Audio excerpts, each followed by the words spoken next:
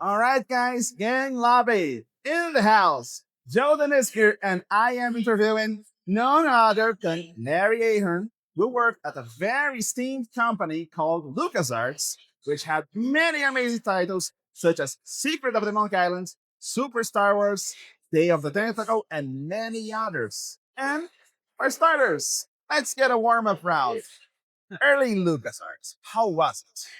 It was fun. I honestly didn't know what was going on in computer games then. It was new to me, but I think it was new to everybody. There was a lot of experimentation happening, and I came in. I hadn't even been a trained animator, but the technology was limited enough that the kind of animation you could do in a game wasn't that complex. So I was able to get a job there and learn on the job.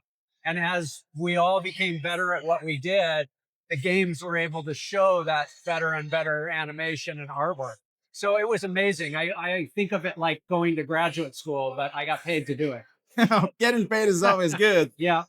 And honestly, I'm gonna be honest with you, the games were so good. Honestly, look, as your art in Super Star Wars, I'm gonna be honest with you, buddy, flawless. It's easily my favorite platformer besides maybe Castlevania on the Super NES because Star Wars is so good, and you guys were great at it. I can't claim a lot of credit for that. I only worked on it briefly, but yeah, there was an amazing team there.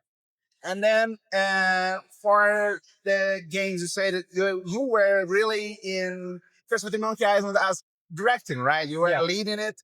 And what was the main challenge that were going on back then in ours? Because you said it like you were an animator, hardware was kind of rough, you know. I know that framing issues were kind of common. What was the main challenges when dealing with the leading of this project? Um, I mean, honestly, it gets harder as the teams got bigger. So one of the early games I worked on, Day of the Tentacle, I commented to people that was a really fun project, mostly because the team was so small and everybody was having a great time. It's just easier to communicate, and we were not trying to do too much, and ended up getting in over our heads. So, but as the projects grow, you want to make them better and better. And so they did start to also get more complicated. And suddenly you're not spending all day drawing funny pictures. You're like, wait a minute, I have to be a manager? I don't know how to do that. What is this from, right? Exactly.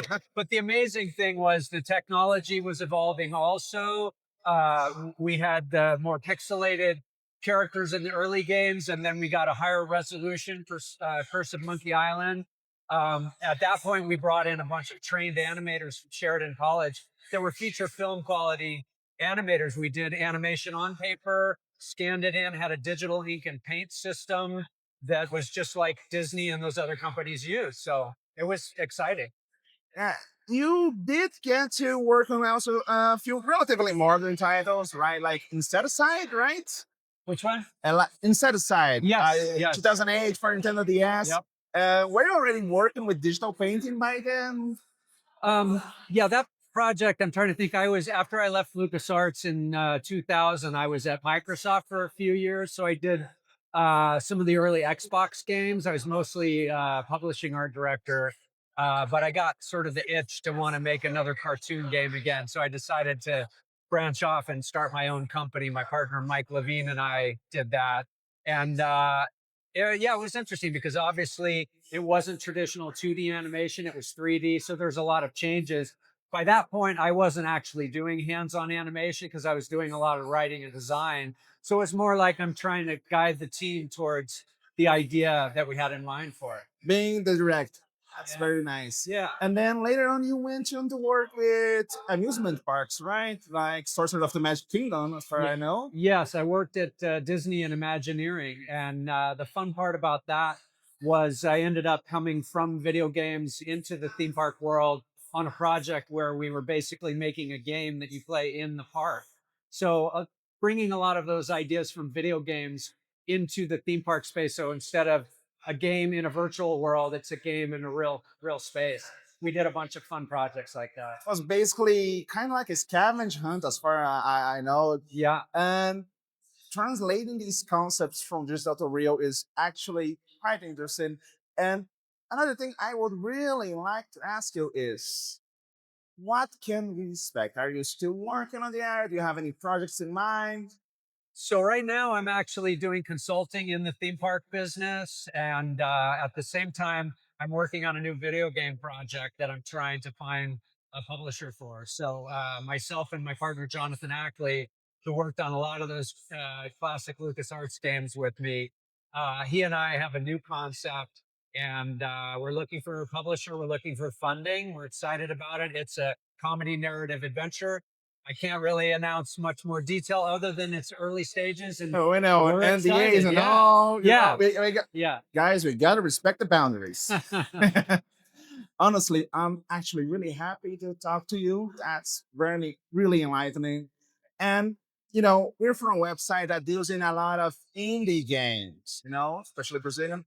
And I would like to ask you, what would you tell to any newcomers to the industry, any new animators, artists? What would be your main tip? So it's interesting in the talks here at the Canal Trace event. I'm giving advice, and I said it's something that I've learned recently because my experience has been working at some larger companies, and as we're now trying to kick off a new independent project, we're having to kind of learn the ropes, and the industry is changing all the time.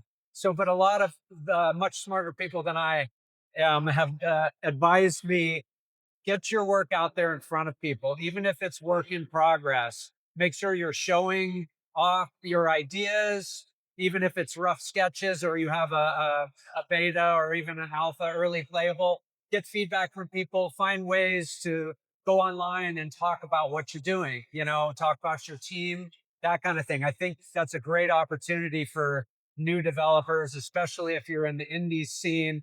It's all about getting discovered. And it's a challenging time. There's a lot of competition out there, but there's also a lot of opportunities for people to do their own projects for not a lot of money. So it's a Yeah. good time to be in indie, I think. For example, itch.io and other initiatives, which help a lot of them. Yeah, that's true. Yeah. So basically, you guys got to get out there, show what you're worth, and work.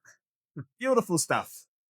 Larry, really, thank you so much. Thank you. It's a pleasure, an honor, because you made my childhood. Oh, thank You you. made it. I appreciate that. Thank you so much.